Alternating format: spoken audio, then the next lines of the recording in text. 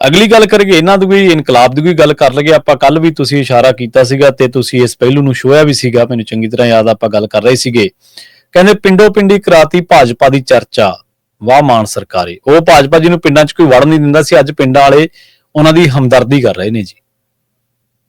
ਪ੍ਰਵੀਨ ਜੀ, ਜਦੋਂ ਇਹ ਮੁੱਦਾ ਥੋੜਾ ਜਿਹਾ ਸ਼ੁਰੂ ਹੋਇਆ, ਮੈਂ ਉਸੇ ਸਮੇਂ ਤੋਂ ਇਸ ਪੱਖ ਤੋਂ ਗੱਲ ਕਰ ਰਿਹਾ ਸੀ ਕਿ ਮੈਨੂੰ ਇਹ ਫਿਕਸ ਮੈਚ ਲੱਗਦਾ, ਮੈਨੂੰ ਇਹ ਮਿਲ ਕੇ ਖੇਡੀ ਸਿਆਸਤ ਲੱਗਦੀ ਹੈ, ਇਹ 2027 ਦੀ ਰਾਜਨੀਤਿਕ ਤੌਰ ਤੇ ਵਸਾਈ ਗਈ ਵਿਸਾਤ ਲੱਗਦੀ ਹੈ। ਇਹਦੇ ਵਿੱਚ ਦਿੱਲੀ ਵਾਲੇ ਨੀਤੀ ਘਾੜਿਆਂ ਦਾ ਵੱਡਾ ਰੋਲ ਹੈ ਜੀ, ਜਿਹਦੀ ਭਗਵੰਤ ਮਾਨ ਨਾਲ ਜਰਾਨਾ ਜਿਹੜਾ ਕਹਿੰਦਾ ਮੈਂ ਤਾਂ ਚੋਣ ਦਾ ਚਾਣਕਿਆ ਅਮਿਤ ਸ਼ਾਹ, ਸੋ ਉਹਦੇ ਨਾਲ ਭਗਵੰਤ ਮਾਨ ਡਿੱਟਦਾ। ਇਹਦਾ ਮਤਲਬ ਪੰਜਾਬ 'ਚ ਬੀਜੇਪੀ ਨੂੰ ਪੱਕੇ ਪੈਰੀ ਕਰਨ ਤੁਸੀਂ ਰੋਲ ਨਿਭਾ ਰਹੇ। ਕੋਈ ਸ਼ੱਕ ਨਹੀਂ ਕਿ ਬੀਜੇਪੀ ਕੇਂਦਰੀ ਯੋਜਨਾਵਾਂ ਲੋਕਾਂ 'ਚ ਲੈ ਕੇ ਜਾ ਰਹੀ ਹੈ, ਤੇ ਜੇ ਉਹਨਾਂ ਨੂੰ ਲਾਭ ਮਿਲਦਾ ਹੈ ਜਾਂ ਮਿਲਣ ਲੱਗਿਆ ਜਾਂ ਨਹੀਂ ਮਿਲਿਆ, ਤੇ ਹੁਣ ਆ ਖਿੱਚੋ ਤਾਂ ਪੁਲਿਸ ਦੀ ਫੜੋ ਫੜੀ ਹੋ ਰਹੀ ਹੈ ਬੀਜੇਪੀ ਲੀਡਰਾਂ ਦੀ, ਤਾਂ ਉਹ ਘਰ ਦਾ ਇੱਕ ਵਾਰ ਸੋਚੂਗਾ ਕਿ ਬਈ ਸਾਨੂੰ ਤਾਂ ਅਗਲੇ ਕੁਝ ਦੇਣ ਆਏ ਸੀ, ਆ ਭਗਵੰਤ ਮਾਨ ਦੀ ਸਰਕਾਰ ਨੇ ਲੈਣ ਨਹੀਂ ਦਿੱਤਾ। ਇਹਦਾ ਮਤਲਬ ਬੀਜੇਪੀ ਦੀ ਮਜ਼ਬੂਤੀ ਹੋਣੀ। ਸਹੀ, ਸਰਕਾਰੀ ਯੋਜਨਾ ਸਰਕਾਰਾਂ ਨੇ ਲਾਗੂ ਕਰਨੀ ਹੁੰਦੀ ਹੈ, ਜੇ ਕੇਂਦਰ ਸਰਕਾਰ ਦੀ ਯੋਜਨਾ ਸੂਬਾ ਸਰਕਾਰ ਲਾਗੂ ਕਰ ਦੇਵੇ, ਇਹਦੇ ਵਿੱਚ ਪਾਰਟੀ ਕਿੱਥੋਂ ਆ ਜਾਂਦੀ ਹੈ? ਤੇ ਜੇ ਅਗਲਿਆਂ ਦੀ ਪਾਰਟੀ ਘਰੋਂ ਘਰੀ ਫਿਰ ਰਹੀ ਹੈ, ਤੇ ਜੇ ਤੁਸੀਂ ਉਹ ਯੋਜਨਾ ਹੁੰਦੀਆਂ ਤਾਂ ਉਹਨਾਂ ਨੂੰ ਲੋਕ ਬੂਹਾ ਕਾਹਨੂੰ ਖੋਲਦੇ, ਉਹਨਾਂ ਨੂੰ ਪੁੱਛਦੇ ਕਾਹਨੂੰ, ਉਹਨਾਂ ਕੋਲ ਫਾਰਮ ਕਾਹਨੂੰ ਭਰਾਉਂਦੇ ਜੀ? ਤੁਸੀਂ ਕੀ ਸਿਰਫ ਇਸ ਲਈ ਹੋ ਕਿ ਹਾਂ ਵੀ ਵੋਟਾਂ ਉਹਨਾਂ ਦੀਆਂ ਪੱਕੀਆਂ ਹੋ ਰਹੀਆਂ, ਜਾਂ ਇਸ ਲਈ ਹੋ ਕਿ ਜਿਹੜੀਆਂ ਵੋਟਾਂ ਸਾਨੂੰ ਨਹੀਂ ਪੈਣੀਆਂ ਉਹਨਾਂ ਨੂੰ ਪੈ ਜਾਣ? ਸਹੀ ਹੈ, ਕਾਹਦੇ ਲਈ? ਸੁਨੀਲ ਜਾਖੜ ਨੇ ਚੈਲੰਜ ਕਰਤਾ ਜੀ ਕਿ ਵੀ ਮੈਂ, ਕਿਉਂਕਿ ਅਸ਼ਵਨੀ ਸ਼ਰਮਾ ਦੀਆਂ ਖਬਰਾਂ ਲੱਗੀਆਂ ਸੀ, ਸੁਨੀਲ ਜਾਖੜ ਪਿੱਛੇ ਰਹਿ ਗਿਆ ਸੀ। ਸਹੀ ਗੱਲ, ਰਾਜਪਾਲ ਕੋਲ, ਤੇ ਉਹਦੀ ਚਰਚਾ ਹੋ ਗਈ, ਤੇ ਸੁਨੀਲ ਜਾਖੜ ਨੇ ਫਿਰ ਚੈਲੰਜ ਕਰਤਾ ਕਿ ਮੈਂ ਸਵੇਰ ਨੂੰ ਜਾਊਂਗਾ ਰਾਏਪੁਰ ਪਿੰਡ, ਹੋਰ ਫਾਜ਼ਿਲਕਾ ਵਾਲੇ ਪਿੰਡ 'ਚ ਮੈਂ ਵੀ ਲਾਊਂਗਾ ਕੈਂਪ, ਮੈਨੂੰ ਫੜ ਕੇ ਦਿਖਾਇਓ। ਅਗਲਿਆਂ ਨੇ ਰਾਹ 'ਚ ਕੇ ਪਹਿਲਾਂ ਧਰਨੇ ਦਾ ਡਰਾਮਾ ਚੱਲਿਆ, ਭਾਸ਼ਣਬਾਜ਼ੀ ਹੋਈ, ਬਾਅਦ ਚੋਂ ਪੁਲਿਸ ਨਾਲ ਆਰਾਮ ਨਾਲ ਚੱਲ ਜਾਓ ਜੀ, ਤੁਰ ਗਏ। ਨਾ ਕਹੀਏ ਤਾਂ ਹੋਰ ਕੀ ਕਹੀਏ ਜੀ।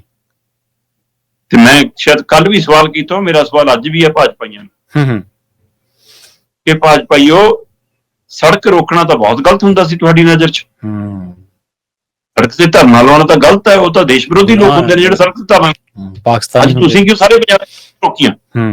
ਸਹੀ, ਅੱਜ ਤੁਸੀਂ ਕਿਉਂ ਸੜਕ ਦੇ ਉੱਤੇ ਪੰਜਾਬ ਦੇ ਹਰ ਹਲਕੇ 'ਚ ਧਰਨੇ ਲਾਉਣ ਆਏ, ਕਿਉਂ ਆਏ?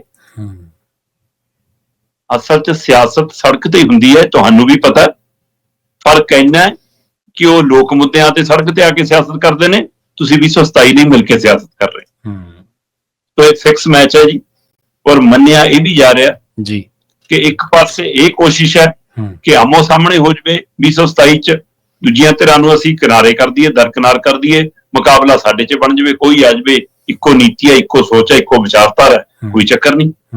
ਤੇ ਦੂਜੇ ਕਹਿੰਦੇ, ਕੁਝ ਕਹਿੰਦੇ ਕਿ ਨਹੀਂ, ਇਹਨਾਂ ਨੂੰ ਲੱਗਦਾ ਕਿ ਜੇ ਕੱਲ ਨੂੰ ਕਾਂਗਰਸ ਦਾ ਉਭਾਰ ਹੋ ਗਿਆ, ਆ ਅਕਾਲੀ ਦਲਾਂ 'ਚੋਂ ਕੋਈ, ਦੋਹਾਂ ਧਿਰਾਂ 'ਚੋਂ ਕੋਈ ਉੱਠਿਆ ਆ ਤੀਜੀ ਧਿਰ ਨਵਾਂ ਅਕਾਲੀ ਦਲ ਵੀ ਬਣਿਆ, ਇਹਨਾਂ 'ਚੋਂ ਕੋਈ ਉੱਠਿਆ ਆ, ਹੈ ਨਾ, ਤੇ ਇਹਦੇ ਨਾਲ ਤਾਂ ਫਿਰ ਮਤਲਬ ਕਿ ਕੁਝ ਹੋ ਜੂਗਾ, ਇਸ ਲਈ ਬੀਜੇਪੀ ਨੂੰ ਵੀ ਉਨੀ ਉੱਪਰ ਚੱਕ ਲਓ ਤਾਂ ਕਿ ਮੁਕਾਬਲਾ 3-4 ਧਿਰਾਂ 'ਚ ਬਰਾਬਰ ਹੋ ਜਾਵੇ, ਤੇ ਸੱਤਾ ਨੂੰ ਲੱਗਦਾ ਕਿ ਜਾਂ ਤਾਂ ਫਿਰ ਵੰਡ ਵੰਡਈਆ ਹੋ ਜਾਊਗਾ, ਸਾਨੂੰ ਫਾਇਦਾ ਹੋ ਜਾਊਗਾ, ਜਾਂ ਫਿਰ ਕੇਂਦਰੀ ਯੋਜਨਾਵਾਂ ਦੇ ਦਮ ਤੇ ਬੀਜੇਪੀ ਲੈ ਜਾਊਗੀ, ਹੈ ਨਾ। ਤੇ ਇਹ ਕਹਿੰਦੇ ਮਿਲ ਕੇ ਖੇਡਿਆ ਜਾ ਰਿਹਾ।